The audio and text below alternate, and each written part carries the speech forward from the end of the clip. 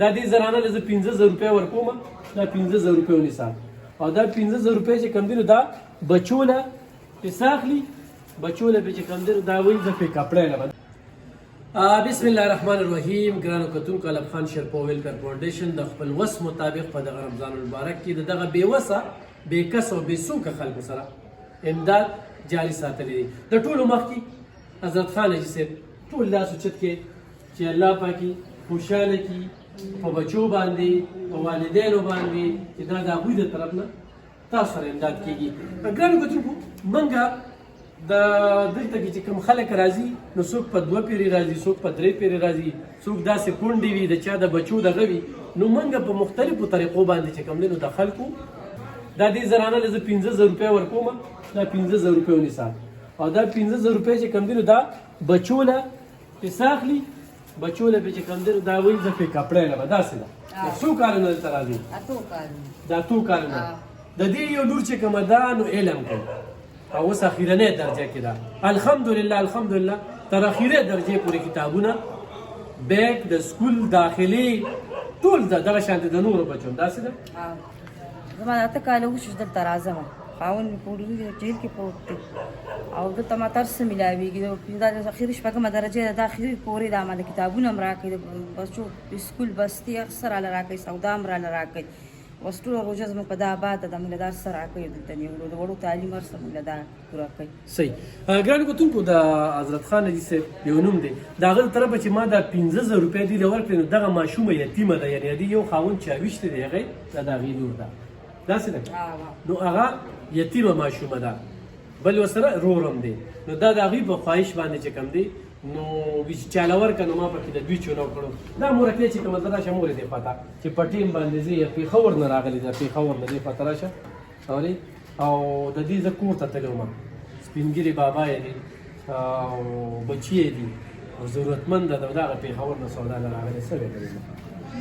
دغه وایي چې غریبي مې د ډېره زیاته او خاوند مې بوډا دی او نو مې بس دس نشته بس دغې له راغلم چې ته مونږ سره لږ امداد کوې او راکوې دا له سودا خوشحاله رانه خوشحاله یم خلکو ته څه وایي چې دلته را کونډې رونډې راځي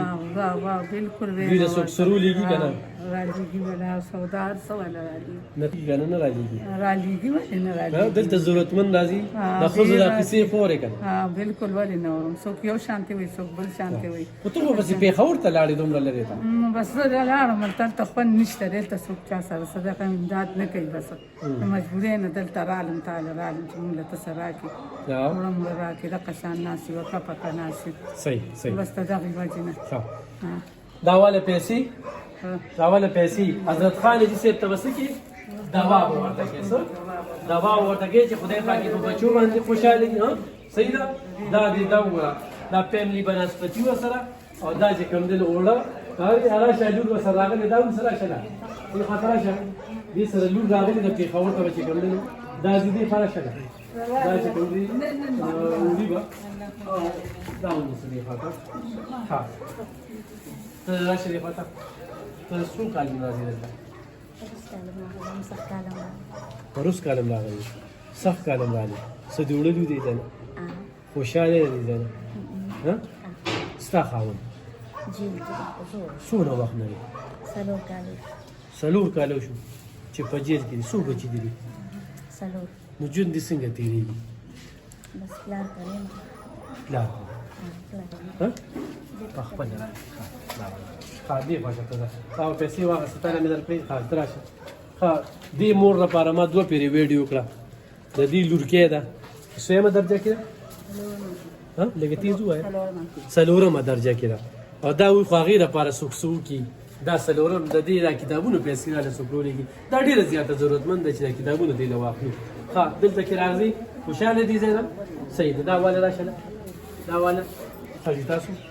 موږ څلور واړه دي او په خپله دا یې د بل کرچوني له سهار وختي راغلي وم خو مجبوره وم ما یې ورسم چې روډ نه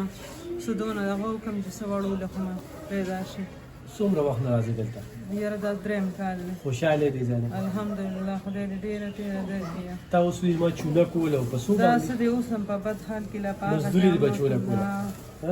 دا څه به وایو د الله طرفه د دوی سټوري مو کتله په دې ټایم کې دوی چونه کوله په 3000 باندې چې دوی کوم د چونې ټیکا اخیستې ده نو په هغې باندې به دا چې کوم دی نو بچي له دا وړي دا واده راشه ښه دا ونیسه او دا ونیسه شابه ښه راشه دې خوا ته تاسو جي څلور میلیونونه دي او دوه مې زامن دي دوه مې مشرانې دي پیغلې دي او زامن مې کشران دي ته دوه پیرې دې روژه کې رالې سودا دې یوړه خو تاوې غوړي ختم شو غوړي ختم شو دا چا غوړي ځان سره واله او عزت خان یې چېرته دوا کوه راشه دې خوا ته دا زنانه ده کونډه ده د نهو کالو نه دلته کې مسلسل راځي د نهو کالو نه دلته کې راځي څو بچي دي څه څه در سره ایوب خان شیرپور ویلفیر فاونډیشن کړي هر یو مدد یې را سره کړی دی خو سخت کانځنې هم راغلي